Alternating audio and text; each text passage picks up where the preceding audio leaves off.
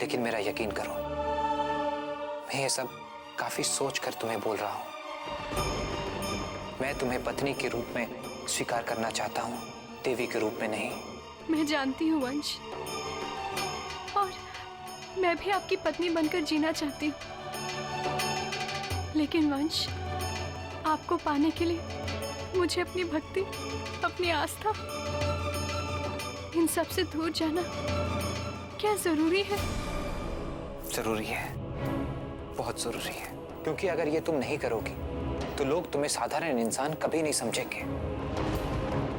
इसीलिए वैष्णवी, तुम आज के बाद कोई पूजा नहीं करोगे।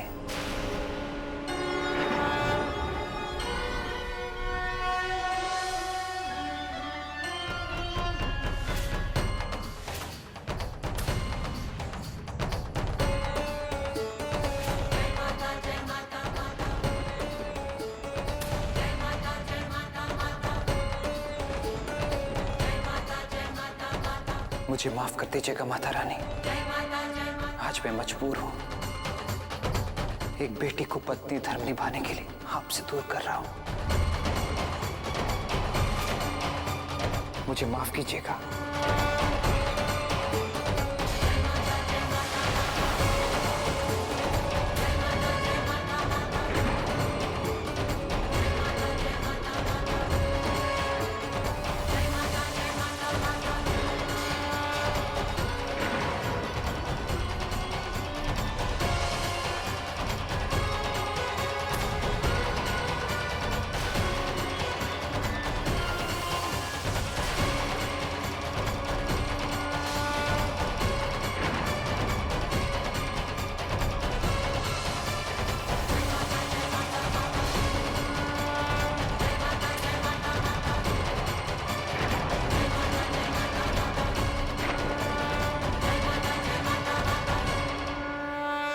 वंश, वंश आप ये क्या कर रहे?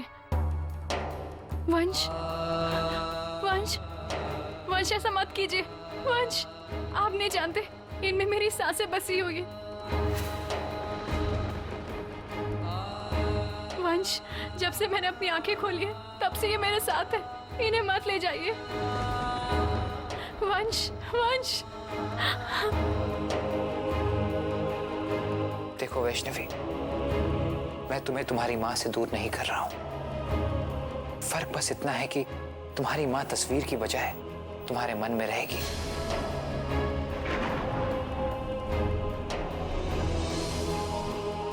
अब इन्हें तुम्हें अपने मन मंदिर में ही रखना होगा।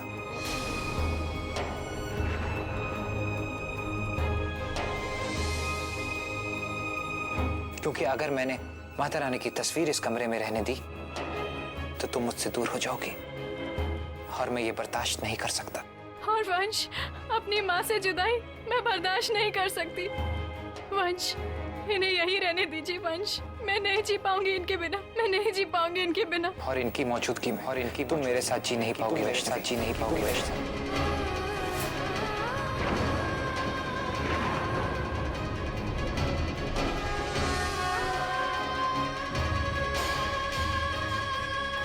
वंश, कृपा करके ऐसा मत कीजिए। मुझे ऐसा ही करना होगा वैष्णवी।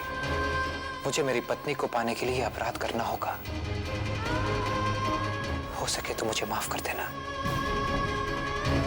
माफ कर देना मुझे। मुझसे वादा करो वैष्णवी कि आज के बाद तुम माता रानी की पूजा नहीं करोगी, कि आज के बाद तुम माता रानी की पूजा नहीं करोगी।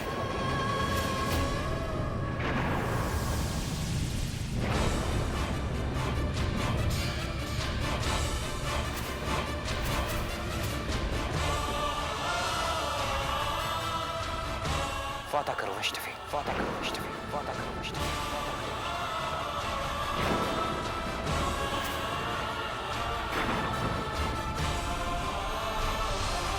कि आज के बाद तुम माता रानी की पूजा नहीं करोगी।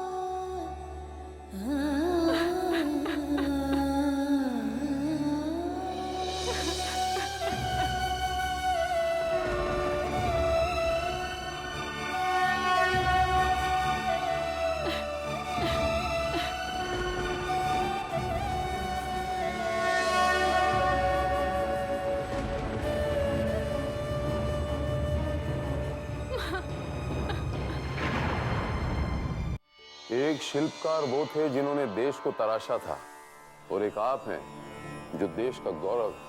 मुझे उम्मीद है कि मेरे ऑफिस जाने से पहले आपका आगमन हो जाएगा। जय माता दी।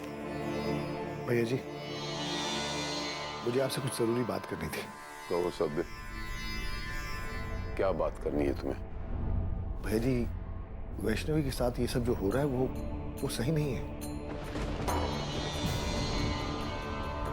यूं चमत्कार का होना, माता के भक्तों का उसे सुहागनी देवी मानना, ये सही नहीं हो रहा भैया जी। सब में इतना बड़ा हादसा हो गया, तुमने मुझे बताया क्यों नहीं? बड़ा अफसोस हुआ मुझे सुनकर। मुझे कुछ समझ में नहीं आ रहा भैया जी, आप क्या कह रहे हैं? सुना नहीं तुमने? तुम्हारे बड़े भाई शील कुमार का एक्सीडेंट हो गया है। वो अंधे हो गए। अब उन्हें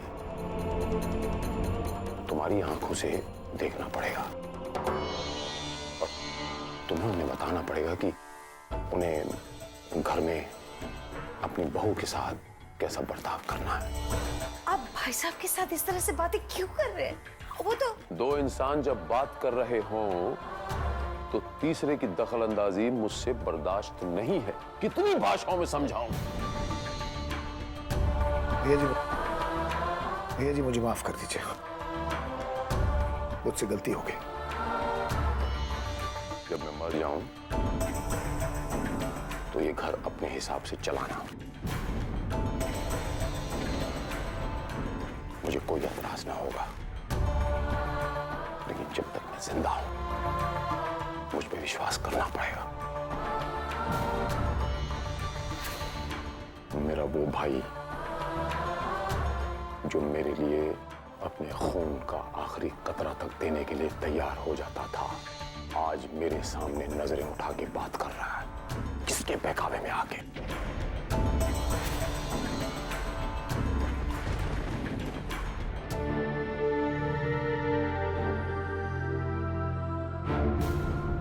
इंसान को जिंदगी में कभी कोई ऐसा काम नहीं करना चाहिए जिसकी वजह से उसे आगे चल के समाज के सामने शर्मिंदगी उठानी पड़ जाए। मुझ पे विश्वास करो, तुम्हारा उद्धार हो जाएगा। जय माता दी।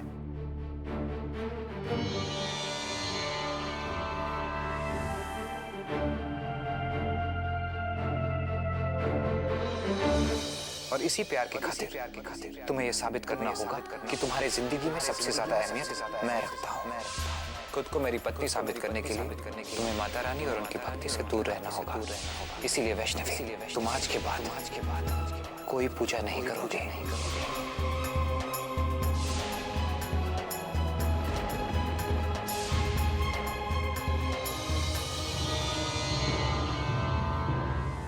बच्चे,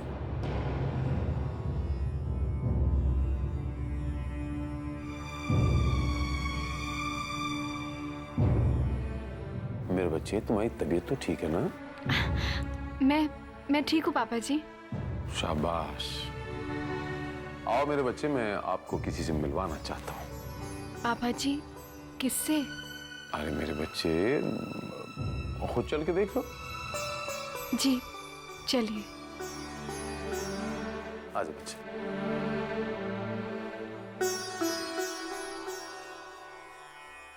जय माता दी। जय माता दी हरिप्रसाद जी। जय माता दी। माता रानी सबका कल्याण करेगी। हरिप्रसाद जी, आप है मेरी बहू माता रानी की बेटी।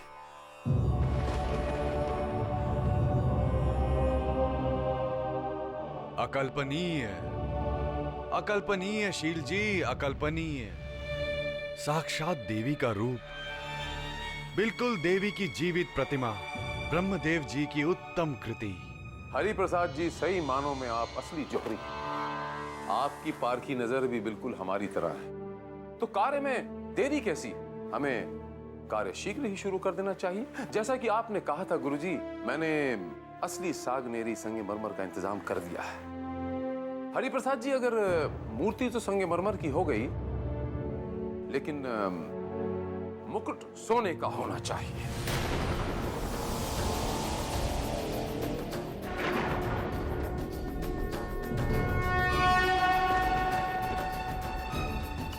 सारे सोने का। बिल्कुल शील जी, बिल्कुल। ये भी कोई कहने की बात है? पापा जी, ये सब क्या है? मैं भी कितना पागल हूँ, उत्साह में आपका परिचय कराना ही भूल गया। मेरे बच्चे, मुझे माफ कर देना। आप हरि प्रसाद जी हैं, हिंदुस्तान के सबसे बड़े शिल्पकार। जी नमस्ते। और यहाँ ये आपकी भव्य मूर्ति बनाने आए हैं। क्या?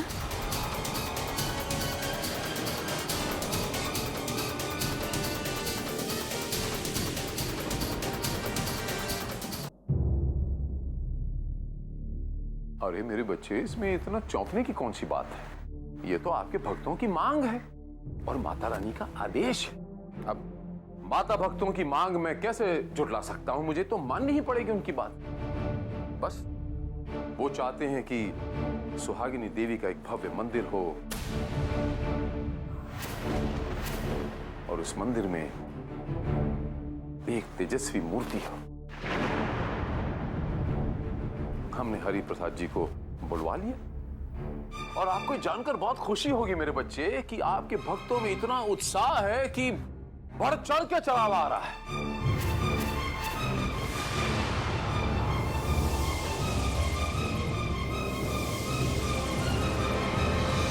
शील जी, क्या मैं इनकी कुछ तस्वीरें ले सकता हूं? बेशक, क्यों नहीं।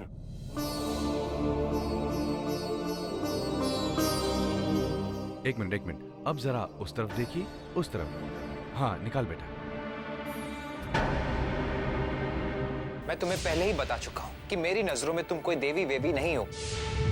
तुम एक साधारण इंसान हो, मेरी पत्नी, जिसे मैं दिलो जान से चाहता हूं।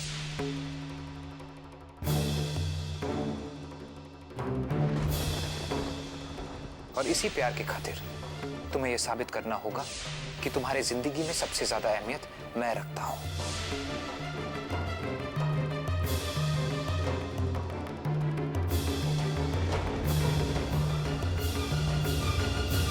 शील जी, मेरा काम तो हो गया।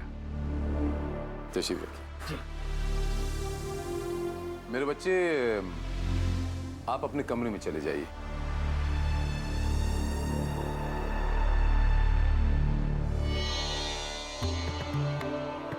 हरि प्रसाद जी। जी। मूर्ति ऐसी भव्य होनी चाहिए कि जिसमें साक्षात सुहागिनी देवी के दर्शन हो। आप निश्चिंत रहिए शील जी, ऐसा ही होगा।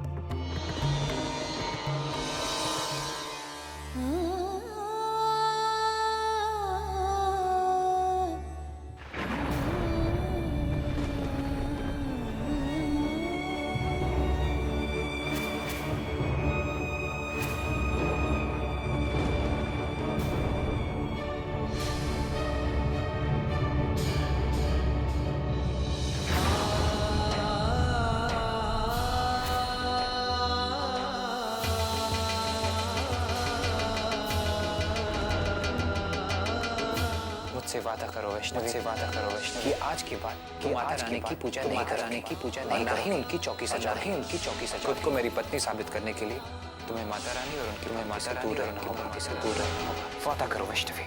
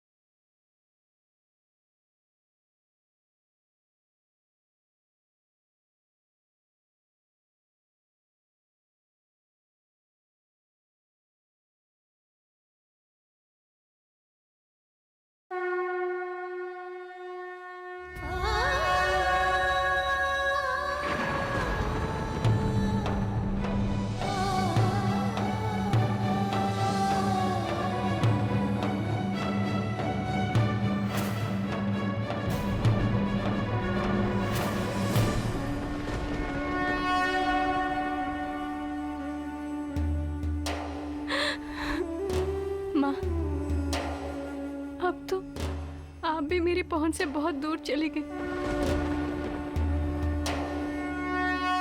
अब मैं किसे अपनी तकलीफ बताऊं, किसे अपना दर्द सुनाऊं? आप भी मुझसे दूर चली गई। मैं क्या करूं माँ, मैं क्या करूं? मेरी कौन मदद करेगा माँ, मेरी कौन मदद करेगा?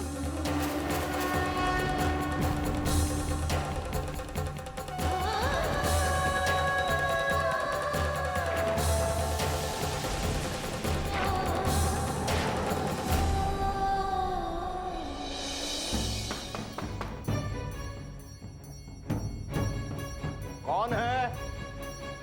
मैं यश, वंश का बड़ा भाई।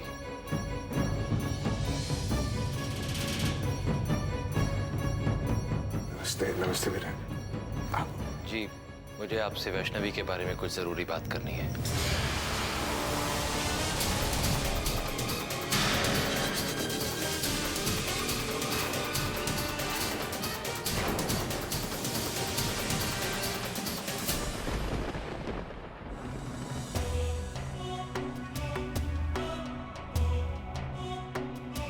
बस सभ्या, बहुत हो चुका। अब मुझसे ये सब बर्दाश्त नहीं होता। आप भाई साहब से उन्हीं के बेटे और बहू की भलाई के बारे में बात करने गए थे और उन्होंने आपकी बेइज्जती की। आप ही पे बरस पड़े वो। सभ्या, किस मिट्टी के बने हुए आप? क्या आप में आत्मसम्मान नहीं है? क्या आपको कुछ भी बुरा नहीं लगता? उस वक्त इतना बुरा नहीं लगा था जितना इस वक्त लग रहा है, तुम्हारी कड़वी बातें सुनकर। हमेशा याद रखना प्रियंवदा, सही मायने में मुझे तुम्हारी बातों से कोई फर्क नहीं पड़ता। भैया जी मेरे बड़े भाई हैं। वो जो भी फैसले लेंगे वो इस घर के हित में लेंगे। इसलिए भैया जी या उनकी नीयत पर शक करना छोड़ दो। कमाल है, आपकी इस सोच ने आपको क्या से क्या बना दिया पापा। आज तक मैं सोचता था बड़े पापा की हिम्मत कैसे होती है इस तरह आपकी बेइज्जती करने की, सरेआम जलील करने की, लेकिन आज आपका ये व्यवहार देखकर मुझे समझ में आ गया कि उस हर बेइज्जती की वजह बड़े पापा नहीं बल्कि आप खुद हैं। जबान संभाल के बात करो मोक्ष। अब भी कुछ नहीं बिगड़ा है पापा। बड़े पापा की ये अंधी भक्ति का चश्मा उतार के देखिए हालात क्या है, समझने की कोशिश कीजिए।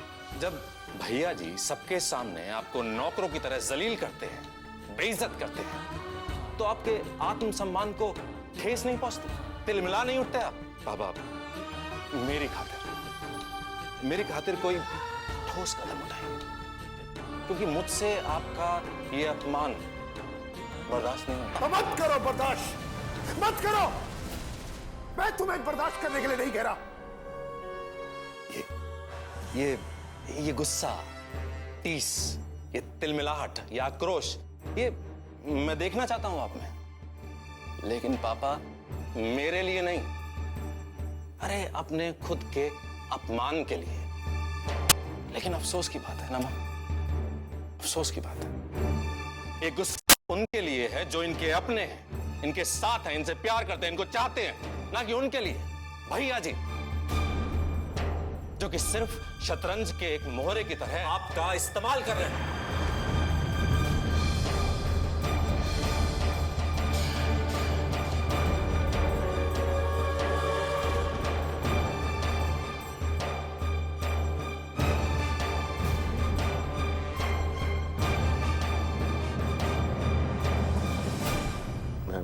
मैं समझा नहीं बेटा, पहेलियां मत बुझाओ।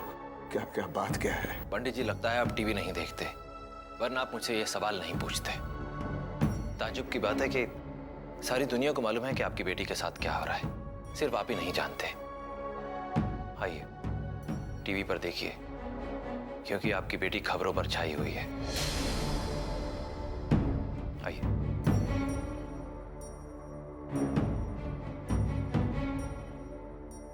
स्वामी देवी की जय। आइए तो मिलते हैं एक ऐसी महिला से जिनका ये दावा है कि आज के कलयुग में भी चमत्कार होते हैं। 15 साल में ये पहली बार हुआ है कि मेरे पति ने शराब को हाथ भी नहीं लगाई, और ये सब चमत्कार शील जी की बहू सुहागनी देवी की बदौलत हुआ है।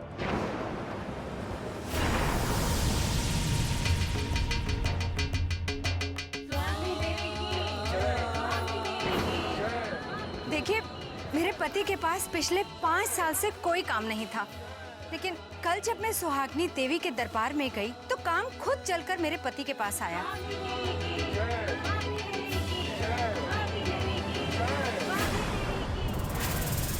देखिए पंडित जी, क्या दुर्दशा कर रखी है आपकी बेटी की लोगों ने। उसे जबरदस्ती सुहागनी देवी का चोला पहनाया जा रहा है। कहते हैं उसमें अलौकिक शक्तियां आ गई हैं। इनकी वजह से मेरे घर में और मेरे जीवन में बहुत बड़ा चमत्कार हुआ है।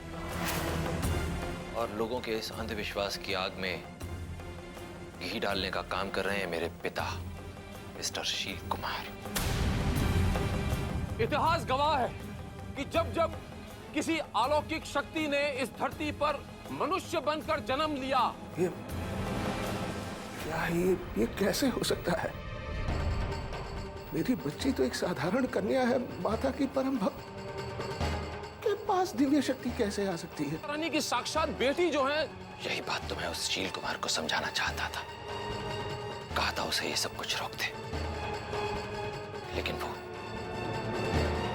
वो अंधा हो चुका है अपने स्वार्थ में।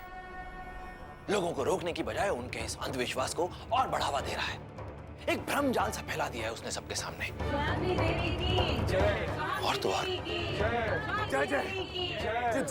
और तो और वैष्णवी सिर्फ हमारे देश में ही नहीं बल्कि विदेशों में भी मशहूर हो चुकी है। उसे देखने के लिए हमारे घर के बाहर एक भीड़ जमा हो जाती है, और मैं लाख कोशिश करने के बावजूद भी ये सब कुछ रोक नहीं पा रहा। पंडित जी, आप ही हैं जो ये सब कुछ रोक सकते हैं। आप ही लोगों का ये भ्रम तोड़ सकते हैं, वंश और वैष्णवी की शादी बचा सकते हैं। प्लीज पंडित जी कुछ कीजिए। पंडित जी, आपने न्यूज़ देखी? वैष्णवी को आज सुहागनी देवी की कृपा से मुझे वो रिश्ता वापस मिला है जो 6 साल पहले बिछड़ गया था। पंडित जी ये सब झूठ है। मैं इस औरत को जानता हूँ। देखो मेरे पति आ गए। सब देखो सुहागनी देवी की कृपा से मेरे पति आ गए। और ये भी जानता हूँ कि ये जिस आदमी को अपना पति बता रही है, दरअसल वो उसका पति है ही नहीं।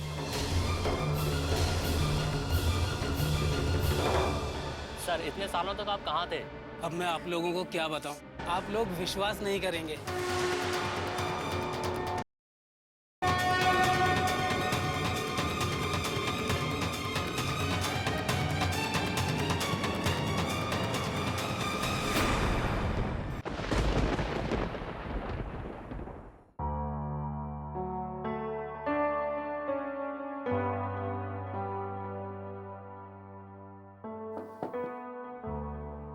वैष्णवी नीचे चलो, सब तुम्हारा खाने पे इंतजार कर रहे हैं।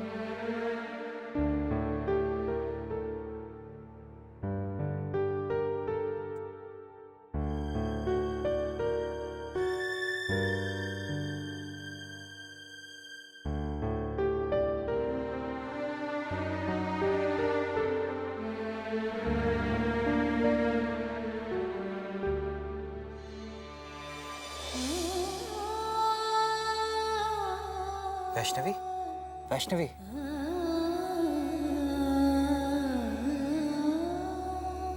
बहुत तेज बुखार है, तुमने बताया क्यों नहीं? वंश, मैं आज अपनी माता रानी के पास नहीं। मैंने आपसे वादा किया था ना कि मैं उनके पास नहीं जाऊंगी। मेरा यकीन कीजिए, मैं उनके पास नहीं गई। मैं उनके पास नहीं गई।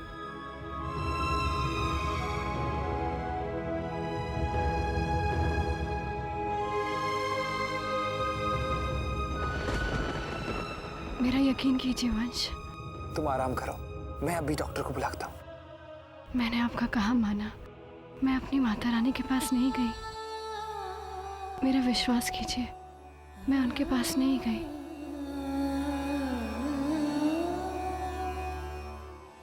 माता रानी के पास नहीं गई। अरे भाभी, अच्छा हुआ कि आप मुझे यहाँ मिल गए। वैष्णवी को बहुत तेज बुखार है, जरा चलिए ना देख लीजिए आप प्लीज। अच्छा चलो।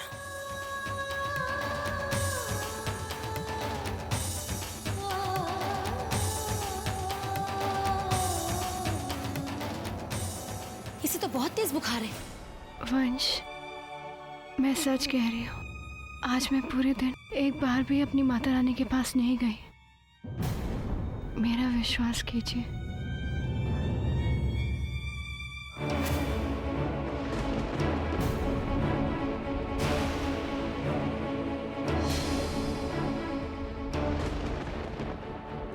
वंश भैया, ये क्या कह रही है?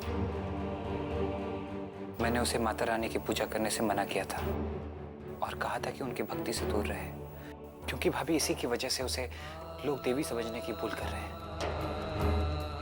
आपकी बात ठीक है वंश भैया। माता रानी की भक्ति वैष्णवी का धर्म है, ताकत है। इससे इसकी ताकत मत छीनिए। ये जी नहीं पाएगी वंश भैया। जिस तरह इसे आपके साथ और सहारे की जरूरत है, इसे माँ की ममता और आशीर्वाद की छांव चाहिए। और वैसे भी वंश भैया, टूटे हुए रिश्ते की बुनियाद पर कोई रिश्ता नहीं जोड़ा जा सकता। कोई भी औरत एक बेटी का अधूरा धर्म छोड़कर एक अच्छी पत्नी नहीं बन सकती। वो अधूरी रह जाती है। मैं जानती हूँ वंश भैया, आपने जो भी कदम उठाया है वैष्णवी की भलाई के लिए उठाया है। इन सब चीजों से हालात सुधरने वाले नहीं, बल्कि और बिगड़ जाएंगे। आप दोनों मेरी एक बात मानिए, आप दोनों बाहर कहीं घूमने चली जाइए। एक साथ वक्त बिताएंगे तो सब कुछ ठीक हो जाएगा, और तब तक यहाँ के भी हालात सुधर जाएंगे।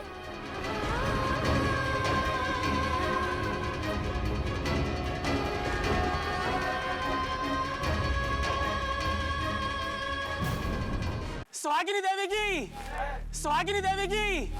पंडित जी, मैं बिल्कुल सच कह रहा हूँ। मैं इसे क्या, इसके पूरे खानदान को जानता हूँ। लेकिन आप इन लोगों को कैसे जानते हैं? इस औरत का नाम लता है और उसके पति का नाम नारायण। ये दोनों भदरवा आए थे माता रानी का दर्शन करने के लिए। तभी अब्बू और नारायण में बहुत अच्छी दोस्ती हो गई थी। इन्हें दर्शन करवाने का जिम्मा अब्बू ने मुझे ही दिया था। मुझे अच्छी तरह याद है, दोनों में शराब की लत को लेकर बहुत झगड़े हुआ करते थे, और इन्हीं झगड़ों की वजह से वो बिना दर्शन किए वापस लौट गए थे। फिर कुछ समय बाद अचानक एक दिन नारायण मुझे मिले। उन्होंने कहा कि उन्हें लता के चरित्र पे कुछ संदेह था, कुछ शक था, इसलिए उन्होंने लता को छोड़ दिया था, और तब से उसका कोई पता नहीं। और अचानक आज ये औरत सबके सामने इस आदमी को अपना पति बता रही है। सुहागिनी देवी की, सुहागिनी देवी की। नहीं पंडित जी, नहीं, ये कोई चमत्कार नहीं है, ढोंग है, ढोंग। तुम्हारा संदेह उचित है बेटा। ये सब तुम्हारे पिता का फैलाया हुआ ब्रह्मजाल है। एक सीधी सासी बच्ची को झूठ मूठ की सुहागनी देवी बनाकर लोगों की आस्था से खिलवाड़ और कारोबार कर रहे हैं ये। किंतु मैं ये होने नहीं दूंगा, मैं ये होने नहीं दूंगा। ठहरिए पंडित जी, अगर आप वाकई इस मसले को सुलझाना चाहते हैं तो फोन पर ये बातें नहीं होंगी। आपको मेरे साथ मुंबई चलना होगा। सोच क्या रहे हैं पंडित जी? आपको मेरे साथ मुंबई चलना ही होगा। ये वंश और वैष्णवी की शादीशुदा जिंदगी का सवाल है।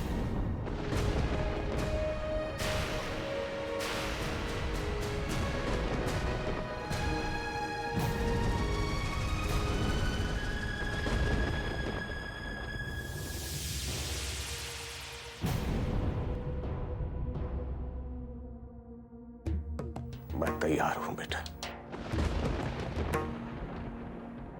इससे पहले कि वो पाखंडी मेरी बच्ची की आस्था को और उसकी भक्ति को दुनिया के बाजार में बेच दे, मुझे उसे रोकना होगा। मुझे उस पाखंडी को रोकना होगा।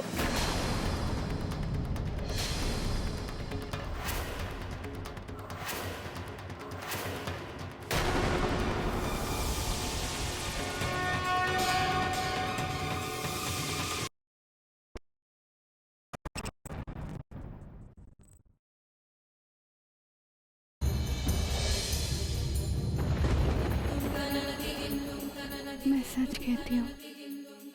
मैं आज पूजा में नहीं थी, मैंने पूजा नहीं की, मैं माता रानी से दूर रही। माता रानी के पास नहीं गई।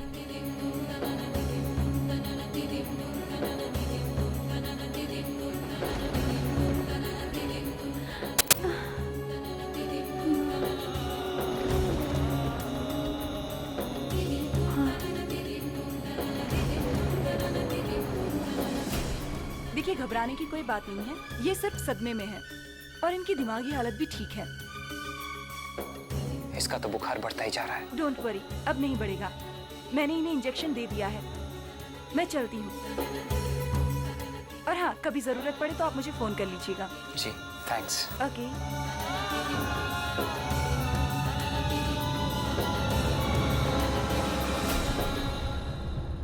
चलो चलो चलो, देखो देखो सीढ़ी, आराम से आराम से। शाबाश, वहां आगे चलो, आगे। बस बस यहाँ कार्पेट पर रख दो। बस बस, हाँ अब ठीक है। अरे संयुक्ता,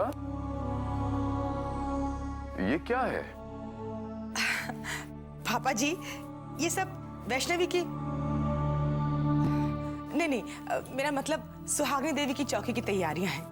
अब सुहागिनी देवी की चौकी में बड़ी तादाद में लोग आएंगे तो बड़ी तादाद में चढ़ावा आएगा, तो मैंने सोचा कि एक बड़ी सी पेटी, दान पेटी मंगा ली जाए। और पापा जी, ये खास तौर से मैंने भदरवा से मंगाई है।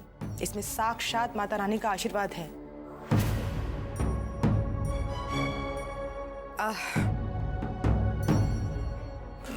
वैसे पापा जी, आप चाहें तो मुझे इस चढ़ावे का इंचार्ज बना सकते हैं और मैं खास ख्याल रखूंगी कि भक्तों का चढ़ावा उनकी सही जगह पर जा रहा है या नहीं।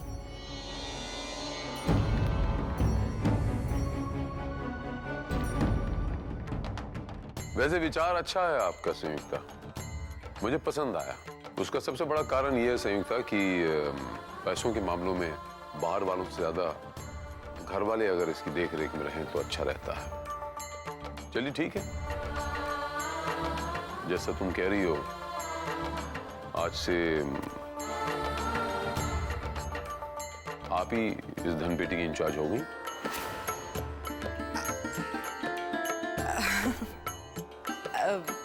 वैसे मुझे इस बात की खुशी है कि तुम्हें फिर से अपनी जिम्मेदारियों का एहसास होने लग गया है। पापा जी, वाह वाह वाह, जीते रहो जीते रहो।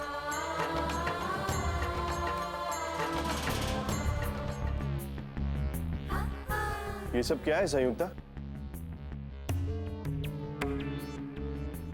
बड़ी मछली फांसने के लिए बड़ा सा जाल। लेकिन छोड़िए ना, खुशखबरी सुनिए। आपके पापा जी ने मुझे इस दान पेटी का इंचार्ज बना दिया है। अब 5 उंगलियां घी में और सिर कढ़ाई में। समझे मेरे भोले भंडारी? इतनी ज्यादा खुश मत हो संयुक्ता, तुम मेरे पापा जी को नहीं जानती। उनकी जो आंखें हैं ना, वो गिद्ध की आंखें हैं। वो 7 परत पार भी देख लेते हैं कि क्या हो रहा है। 7 परत तक ही ना, है ना? लेकिन मैं ये घपला 8वें परत में करने वाली हूं। नहीं समझे ना? मुझे पता था नहीं समझेंगे। चढ़ावे की रसीद नहीं कटती है, चाहे वो 1 रुपए का चढ़ावा हो या 1 करोड़ रुपए का। किसी को क्या पता चलेगा? सुहागिनी देवी, तेरी जय हो मैया, तेरी जय हो।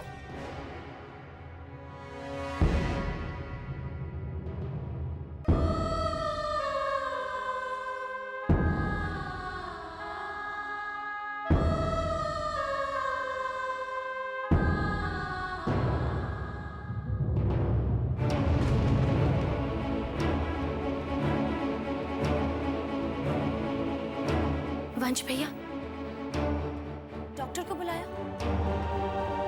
जी भाभी, अगर कोई बीमार होता है तो डॉक्टर को ही बुलाते हैं। लेकिन वंश भैया, वैष्णवी की बीमारी का इलाज किसी साधारण डॉक्टर के पास नहीं है, बल्कि इसका इलाज आपके पास है।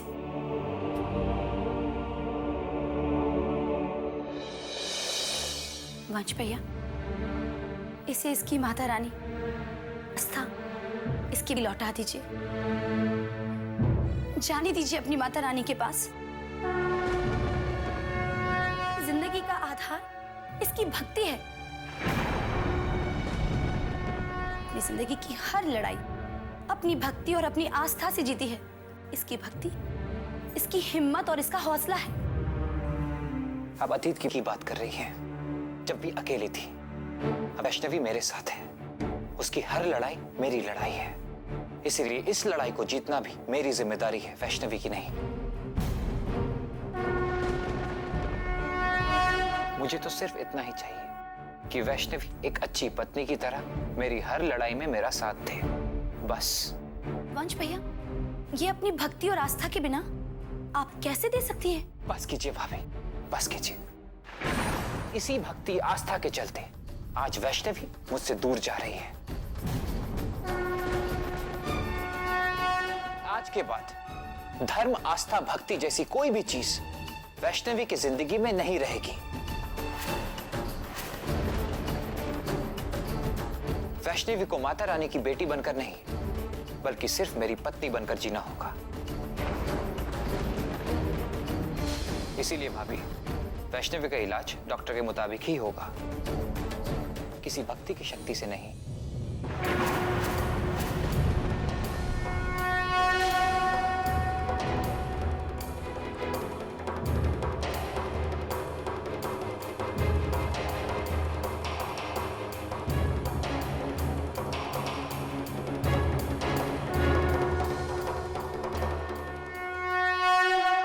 मुझे माफ कर दीजिएगा माता रानी। मैं जानता हूं माता रानी, वैष्णवी को आपसे दूर करके मैं उसको बहुत दुख पहुंचा रहा हूं, लेकिन क्या करूं माता रानी, इसके सिवाय मेरे पास और कोई रास्ता नहीं है कि जिस पर चलकर मैं अपनी पत्नी को मुझसे दूर जाने से रोक सकूं। माता रानी, मुझे आशीर्वाद दीजिए, मुझे शक्ति दीजिए माता रानी, ताकि मैं वैष्णवी को एक ऐसी जिंदगी दे सकूं जिसमें वो देवी बनकर नहीं, बल्कि मेरी पत्नी बनकर अपनी पूरी जिंदगी सुकून से रह सके। मुझे शक्ति दीजिए।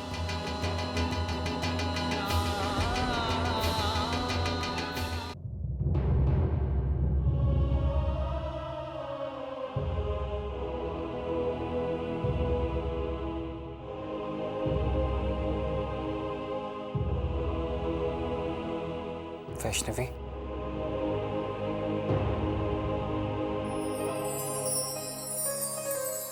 अब कैसी तबीयत है तुम्हारी? ठीक हूँ। तो फिर चलो मेरे साथ। कहाँ? पहले चलो, फिर बताता हूँ। नहीं वंश, मैं चल नहीं पाऊंगी, अभी भी थोड़ी सी कमजोरी है। बस इतनी सी बात, तुम चलो मेरे साथ, फिर देखना तुम्हारी सारी थकान दूर हो जाएगी। प्लीज चलो, प्लीज। वंश, परवर कुछ नहीं, तुम यहीं बैठो, मैं 1 सेकंड में आया। वंश सुनिए तो।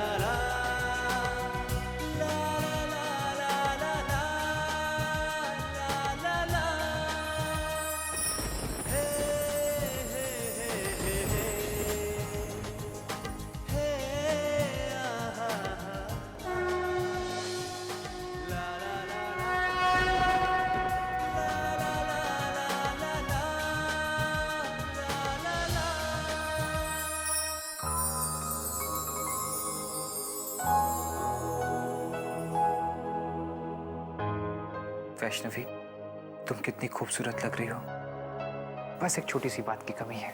मुस्कुराहट। अगर तुम हल्के से मुस्कुरा दो ना, तो तुम्हारी इस खूबसूरती पर 4 चांद लग जाएंगे। सच्ची।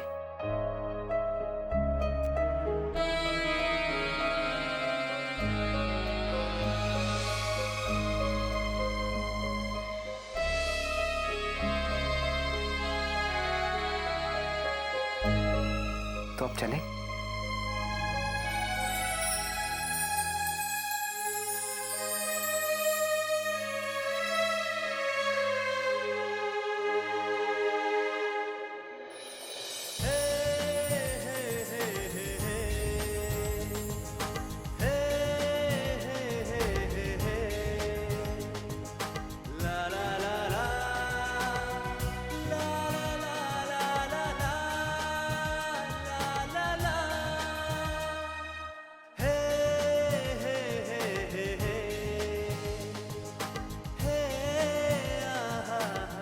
वंश,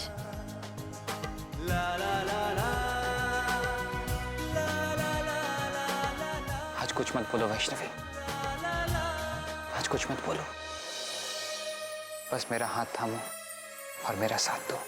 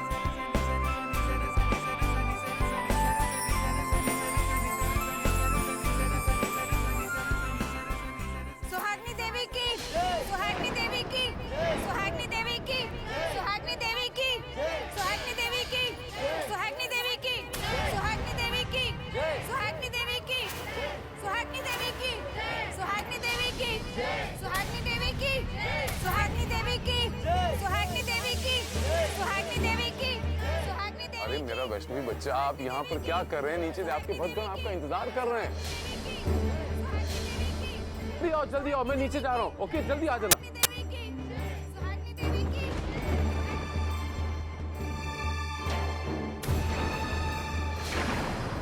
वैष्णवी, अभी एक पति का हौसला हारा नहीं है।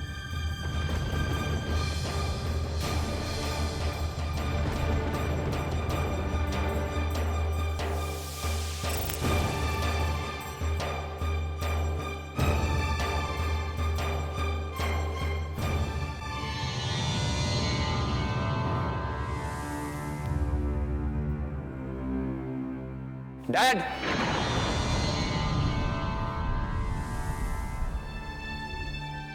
मैंने आपसे कितनी बार कहा है मेरे बच्चे कि पीछे से मत टोका करो, अशुभ होता है। मैं नहीं मानता शुभ और अशुभ को। और वैसे भी डैड, आपसे बात करने के लिए आपको आवाज देना तो जरूरी था ना।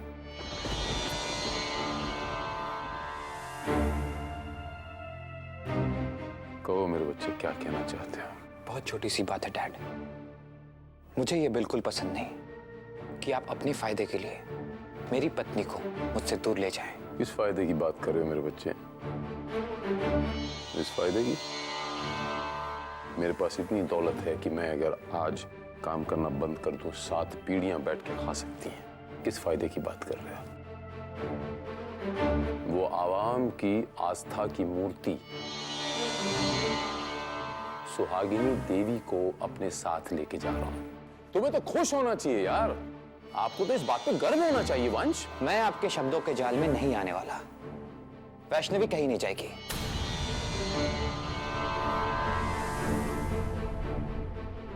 जो इंसान सोया हो उसे जगाया जा सकता है, लेकिन जो इंसान आंखें खोलकर सोने का नाटक कर रहा हो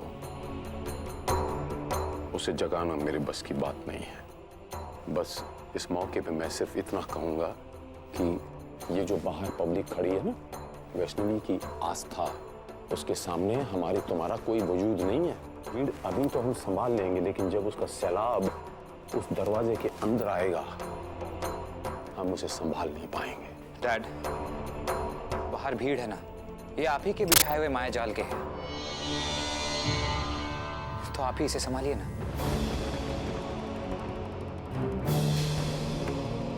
मैंने इस घर में पहले भी ऐलान किया था मेरे बच्चे कि जो मेरे खिलाफ बगावत का बिगुल बजाएगा फिर दोबारा उसे गलती नहीं बल्कि जुर्म माना जाएगा।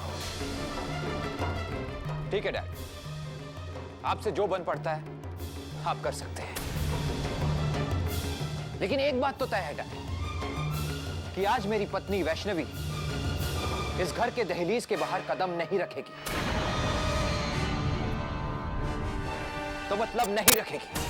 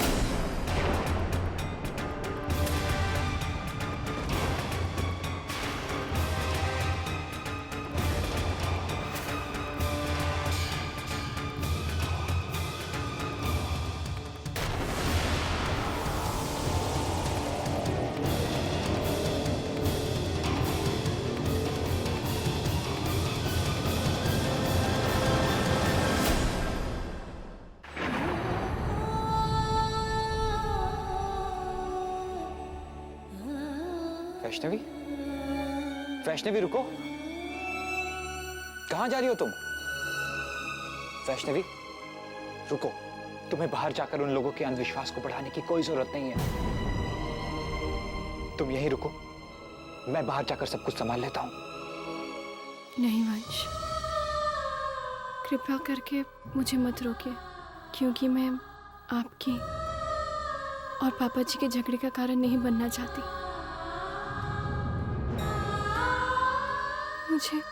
मुझे जाने दीजिए। मत जाओ वैष्णवी, तुम्हारी तबीयत ठीक नहीं है और डॉक्टर ने भी तुम्हें आराम करने को कहा है। वैष्णवी, तुम बाहर जाकर अपने ऊपर जुल्म मत ढाओ। वैष्णवी, मुझे उम्मीद है मेरे बच्चे कि वैष्णवी के इस निर्णय से तुम्हें तुम्हारे सारे सवालों के जवाब मिल गए होंगे। जाओ मेरे बच्चे, बाहर भक्तगण बेसब्री से तुम्हारा इंतजार कर रहे हैं, तुम्हारे दर्शनों के अभिलाषी हैं।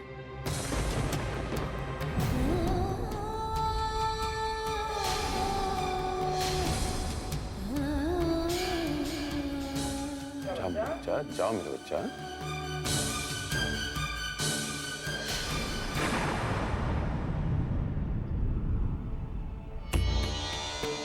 ऐसा है मेरे बच्चे, मैं इस बात को जुटला नहीं रहा कि वो तुम्हारी पत्नी है। मैं तुम्हें सिर्फ ये कहना चाह रहा हूं कि अगर तुम उसकी तरक्की और उसकी खुशियों में हिस्सेदार नहीं बन सकते तो उसके रास्ते का रोड़ा बनने का भी तुम्हें कोई हक नहीं मेरे बच्चे, वरना पाप लगेगा। जय माता दी।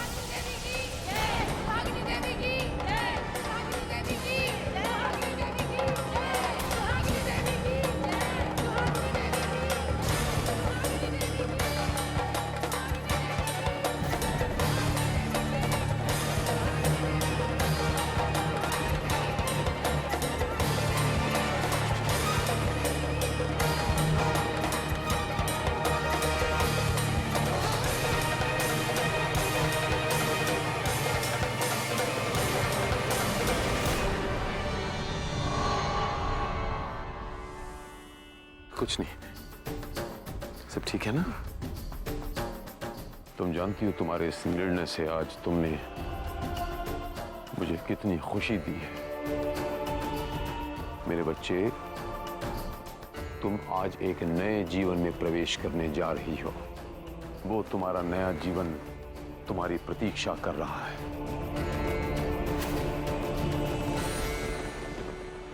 मेरा आशीर्वाद हमेशा तुम्हारे साथ है। जाओ मेरे बच्चे, जाओ। सुहागिनी देवी की जय, सुहागिनी देवी की जय। जीत करो मेरा बच्चा।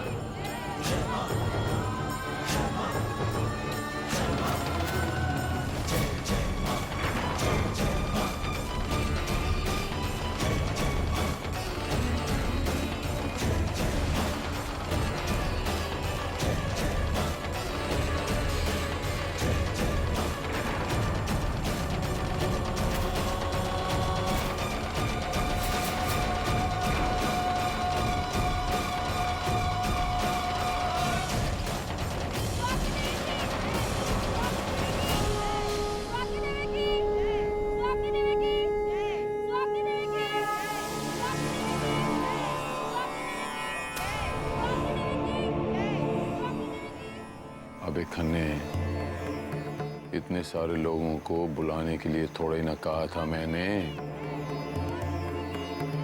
सर जी, मैंने तो सिर्फ 10 ही औरतें किराए पर बुलाई थी, बाकी तो सब सुहागिनी देवी की असली भक्त हैं।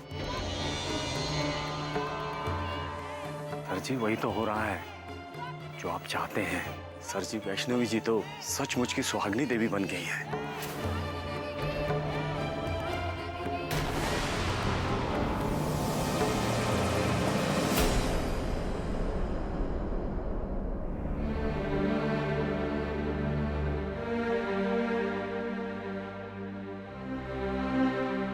वंश बेटा, क्या बात है?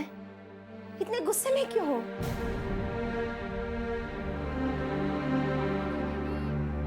सुहागिनी देवी की जय, सुहागिनी देवी की जय, सुहागिनी देवी की जय, सुहागिनी देवी की। ये आवाज सुनी माँ आपने? ये वो आवाज है माँ जो मेरी आत्मा को तीर की तरह छलनी कर रही है, जो मेरे और वैष्णवी के बीच एक दीवार खड़ी कर रही है। एक ऐसी मजबूत दीवार जो हर पल ऊंची होती जा रही है, और मैं लाचार खड़ा कुछ नहीं कर पा रहा हूं। कुछ नहीं कर पा रहा हूं मां, कुछ नहीं कर पा रहा हूं।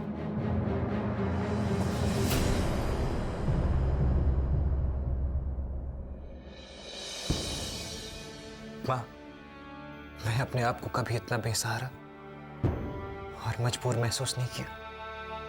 कभी नहीं किया मां, कभी नहीं। मैं हार गया मां। आपने उन्हें मुझे हरा दिया।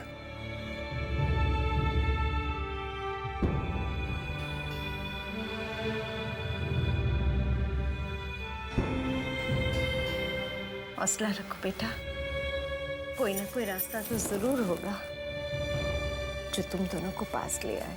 रास्ता है मां, रास्ता तो है, और मैं आगे भी जा सकता हूं, लेकिन उस रास्ते में मेरे दुश्मन नहीं बल्कि मेरे अपने खड़े हैं।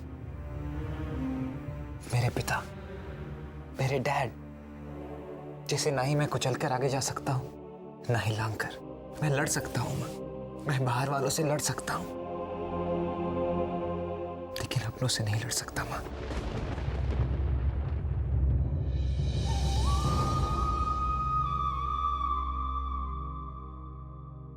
मां,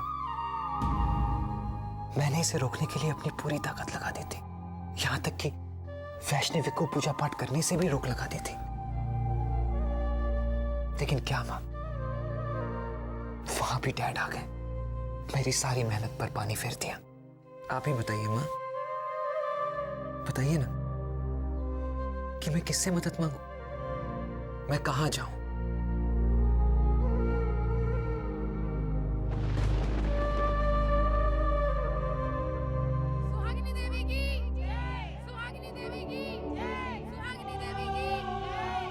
सुहागिनी देवी, आप मेरे घर पर आकर माता की चौकी कीजिए, हमारा भी उद्धार हो जाएगा। तुम यहीं रहना, मैं भी आता हूं। शांत हो जाइए, खुशखबरी है। सुहागिनी देवी ने आपकी बात मान ली है। सुहागिनी देवी आप सबके घर बारी बारी आकर माता की चौकी करेगी, और यही नहीं, आप सबके दुखों का निवारण भी करेगी। इसके लिए हमने एक उपाय सोचा है जिसमें आप सबको सुविधा होगी। संयुक्ता बच्चे,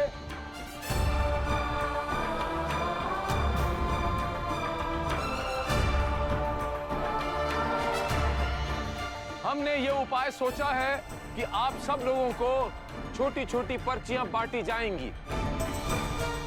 उन कोरी पर्चियों पर आप बहनों को अपने अपने नाम सुंदर अक्षरों में लिखने हैं और इस दुख निवारण पेटी में डाल देना है। उसके बाद सुहागिनी देवी इस दुख निवारण पेटी से जिस बहन का नाम सबसे पहले निकालेगी, उस बहन के घर सबसे पहले माता की चौकी की जाएगी।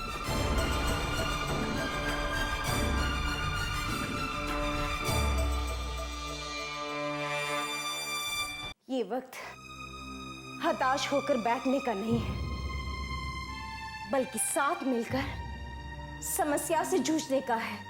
और इसके लिए तुम्हें खुद हिम्मत जुटानी होगी, खुद मुकाबला करना होगा बेटा। ये तुम्हारे और वैष्णवी के रिश्ते की अस्मिता का सवाल है। तुम्हें अपने अपने रिश्ते की गरिमा के लिए, एक पति के स्वाभिमान के लिए ये लड़ाई जीतनी होगी। कैसी बातें कर रहे हैं भाभी जी? भैया जी के निर्णय के खिलाफ जाना नामुमकिन है। इस दुनिया में कुछ भी नामुमकिन नहीं है भैया।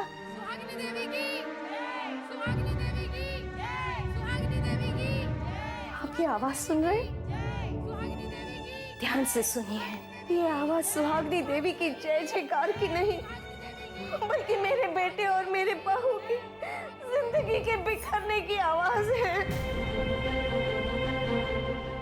क्या आप इस आवाज को बंद करने में मेरे वंश का साथ नहीं देंगे भैया?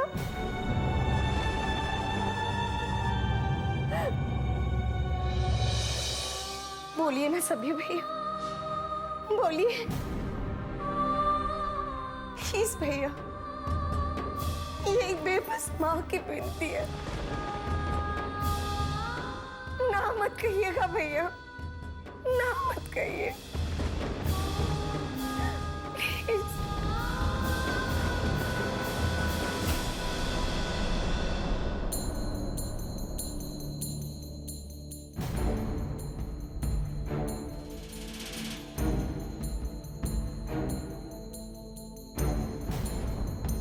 आइए बहन, आइए।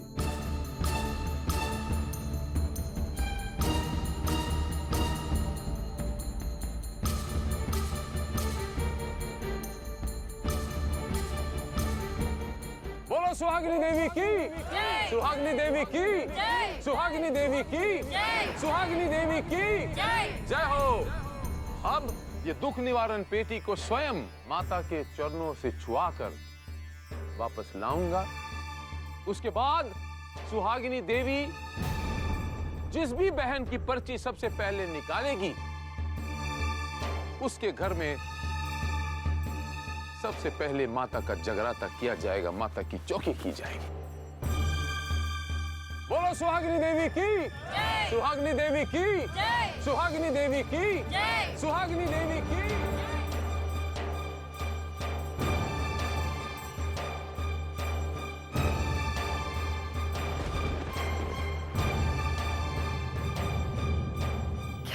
भैया आप चुप क्यों हैं? आप तो मेरी तरह मजबूर नहीं है। माफ कीजिएगा भाभी, छोटा मुंह बड़ी बात। लेकिन आप जिनसे भाई साहब के खिलाफ आवाज उठाने की बात कर रही है ना, वो तो खुद कब से अपनी आवाज खो चुके हैं। अब तो ये एक आज्ञाकारी छोटे भाई हैं जो अपने बड़े भाई के पीछे आंखें मूंद कर घूमते रहते हैं। इनसे कुछ नहीं होगा।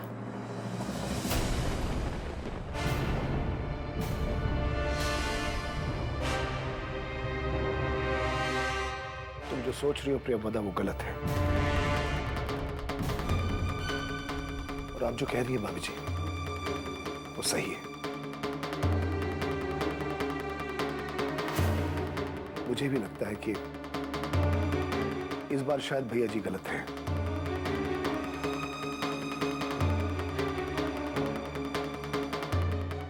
हाँ ये सच है कि भैया जी गलत कर रहे हैं, लेकिन उनकी नीयत गलत नहीं है। इसलिए मैं भैया जी को नहीं, उनके निर्णय को गलत साबित करने की कोशिश करूंगा।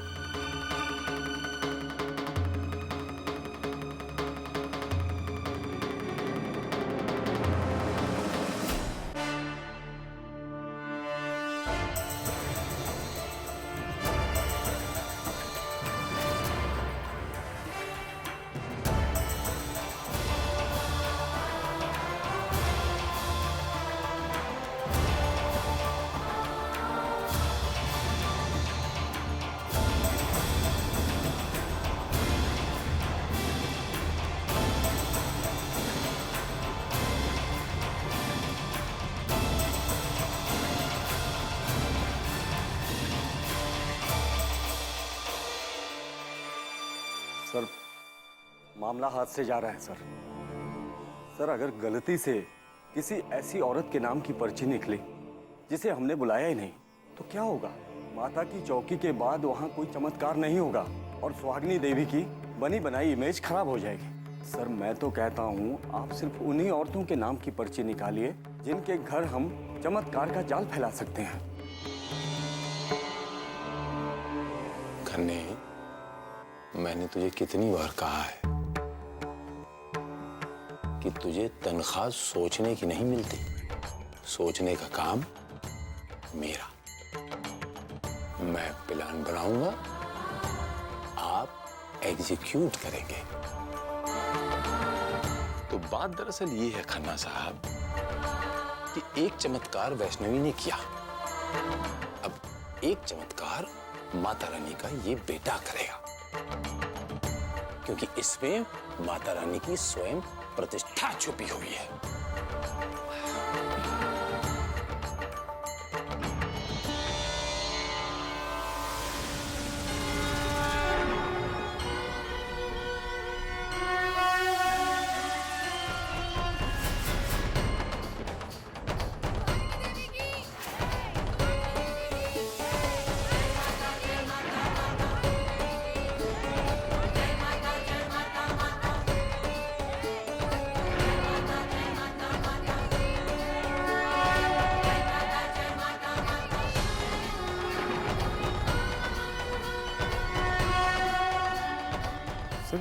ये क्या है सर? यही तो माता रानी का चमत्कार है खन्ना साहब। इसमें उन औरतों की पर्चियां हैं जिन औरतों को हमने किराए पे बुलाया।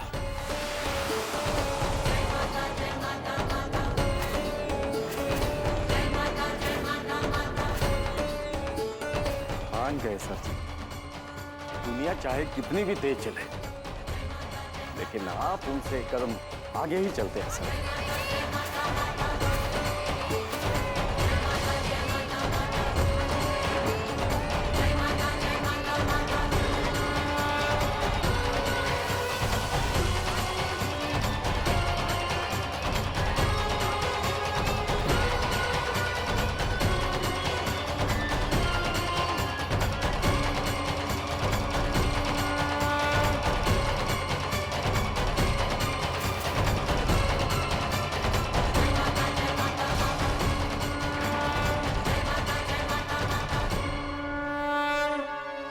खन्ना जी मेरे पीछे आइए,